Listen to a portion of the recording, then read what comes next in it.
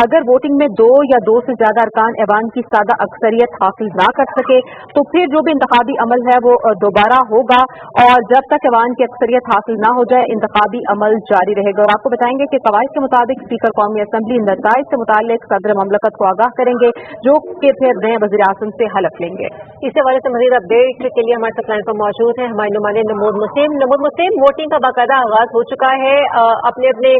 नुमाइंदगान को यहाँ पर वोटिंग डाली जा रही है। लॉबी ABCD में मौजूद है। यहाँ पर क्या ताज़ा तरीन सूरत हाल आप जान रहे हैं, क्योंकि आप बाहर खड़े हैं, बाहर की सूरत हाल से भी हमें आगाह करें, वहाँ वो माहौल कैसा है, क्या सूरत हाल है?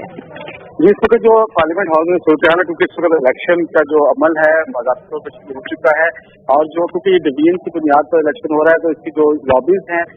वो ABCD जैसे आपने बताया कि वो उस हवाले से वहाँ पे जो रजिस्टर लिखे पड़े हुए हैं उस पर वोटिंग की जा रही है। उसके साथ साथ आज के पार्लियामेंट हाउस में बड़ी ही जिसे कहते हैं कि खास किस्म की गहमा गहमी है। यहाँ पर तकरीबन हर सियासी जमात के जो जितने भी यहाँ पर रुकन असम्बली है वो तो आए ही हैं, लेकिन उनके साथ बहुत बड़ी तादाद में कारकुन की भी बड़ी तादाद है, जिसमें ये नहीं कि सिर्फ मुस्लिम लीग नून के कारकुन हो बल्कि दूसरी सियासी जमातों के कारकुन भी यहाँ पर जो कि उनके साथ हैं पार्लियामेंट हाउस में, वो मुख्तलिफ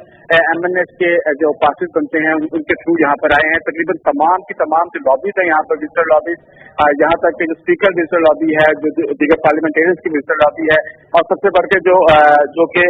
प्रेस गैलरी है वो भी खचाखच भरी हुई है। उसके साथ साथ जिन लोगों को पासिस नहीं मिल सके वो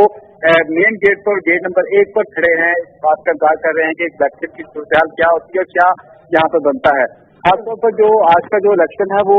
खासा अहम इसलिए है क्योंकि इससे पहले कभी जिसे कहते हैं कि 4 लॉबीज नहीं बनी, हमेशा 2 या 3 लॉबियों के इलेक्शन होते रहे, लेकिन ये पहली मरतबा ऐसा हुआ है कि 4 लॉबी है। और अभी तो 5वीं लॉबी जो थी वो MCM की वजह से वो खत्म हुई है, लेकिन ये एक बड़ा एक अहम इस हवाले से है क्योंकि जो जमहूरी रवायात हैं वो दिन ब दिन बनती हैं और उसकी कोई वही मजबूत होती है। ये भी एक अच्छी रवायत है कि हर सियासी जमात ये समझ ली है कि वो अपने एजेंडे के मुताबिक अपने वज़ीर आज़म के लिए जो उन्होंने उम्मीदवार रखा है उसके लिए वो प्रूफ कर सके। अभी भी खासतौर पर जिस वक्त जब ये हॉल लॉक नहीं हुए थे उससे पहले जब घंटियां बजाई गई उसका तकरीबन जो हमने देखा MPM पीपल्स पार्टी और जो ANC के अरकान थे वो लॉबी से वो हॉल से बाहर थे। 10 बजने के बाद वो लोग हॉल की तरफ गए हैं। अब हॉल बिल्कुल लॉक है और हॉल में से ना तो कोई रुकन जो है वो बाहर आ सकता है जब तक इलेक्शन का प्रोसेस मुकम्मल नहीं होता,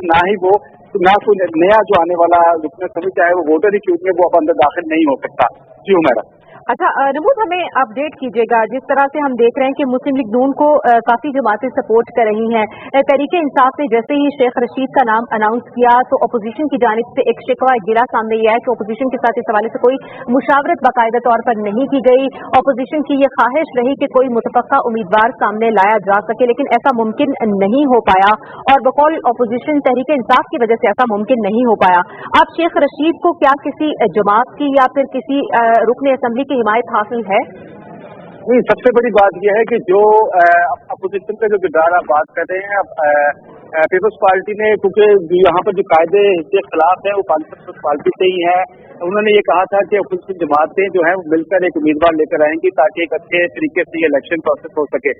उसके लिए उन्होंने सबसे पहले जो कराची में प्रेस कॉन्फ्रेंस हुई उसमें भी यही बात की, उनके चेयरमैन ने भी यही बात की। उसके बाद वो फौरन इस्लामाबाद पहुंचे थे और आके यहाँ पे राब्ते किए थे। यहाँ तक कि अपोजिशन लीडर ने ना सिर्फ अपोजिशन जमातों से तकरीबन तमाम जमातों से राब्ते किए थे बल्कि असम के अरकान से भी राब्ते किए थे कि हम मिलकर एक कंसेंसस करते हैं ताकि एक ही उम्मीदवार रह जाए या फिर मैक्सिमम 2 उम्मीदवार हो, ज्यादा उम्मीदवार ना हो, या कम अज कम अपोजिशन का जो उम्मीदवार है वो तो कम अज कम एक हो। लेकिन उससे पहले ही तहरीक इंसाफ ने मुज़ाकरात से पहले ही अपने उम्मीदवार का जब अनाउंस कर दिया उसके बाद वो उस पर डट गए। उसके बाद दीगर जितनी भी अपोजिशन जमातें थी जिसमें अवामी नेशनल पार्टी है, पीपल्स पार्टी है, उसके अलावा जो दूसरी जमातें हैं उन सब ने ये कहा कि ये एक अच्छा अमल नहीं है, क्योंकि एक दफा सबको बैठना चाहिए था, क्योंकि ये एक रवायत भी रही है कि हमेशा ये रवायत रही है जिस तरह से हम ये देखते आ रहे हैं कि जब भी कायदे ऐवान का या कोई अहम वोटिंग का दिन होता है तो उससे पहले एक जो